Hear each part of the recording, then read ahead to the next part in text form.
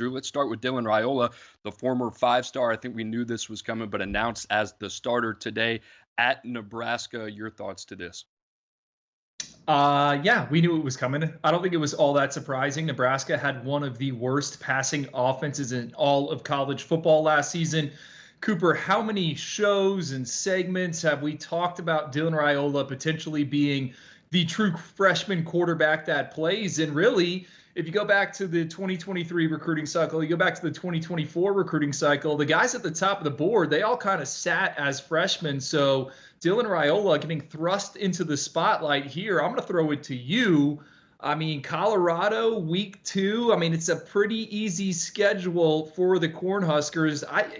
What are you expecting? A long leash for Mr. Raiola?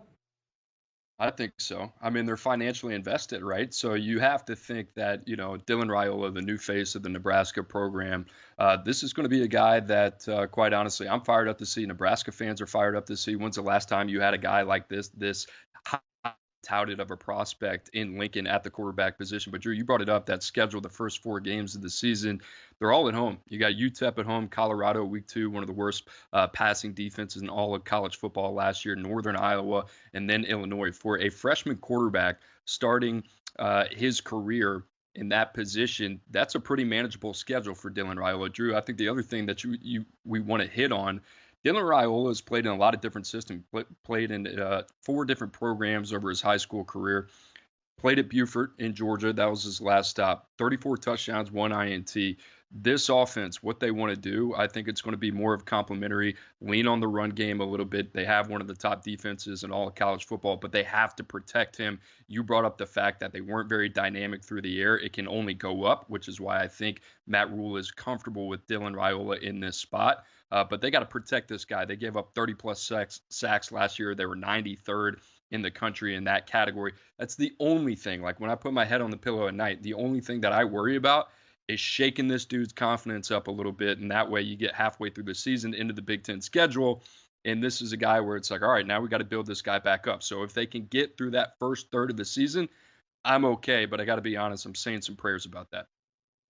Coop, I think you'll like the sound of this. I think one of the biggest question marks about Dylan Raiola is what happens when adversity hits. You mentioned it. He's been from high school to high school. He learned that offense at Beaufort in 6 weeks. We didn't know where he was going to play his senior season. He comes out, throws just 1 interception over 250 pass attempts. I think his ability to not only protect the football, but take a sack when you need to take a sack. So many times these talented quarterbacks, they try to do a little bit too much. I thought Dylan Raiola, as a senior, his game management, his internal clock in the pocket, his ability to create some chances, but also realize, okay, let's pump the brakes. Let's take the loss of yardage here and live to fight another day. I thought he did that excellent. But I was hearing coming out of Lincoln, the veterans there in Nebraska's locker room are impressed with how he's handled himself. Dylan hasn't carried himself as the 5-star recruit, the former Elite 11 finalist. He's wanted to learn, and he's shown that he is hungry. I think for the both of us, and we've only had a limited interaction, small scope of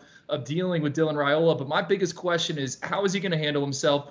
What happens when he throws an interception? Because that's going to happen. What happens when he loses a game? What does that next week look like? But it sounds like so far he is completely bought in. And let's not forget, not only was the high schools all that happened, you also had multiple commitments. At one time committed to USC, was committed to Georgia. He's been all over the place, but it seems like he has found his home.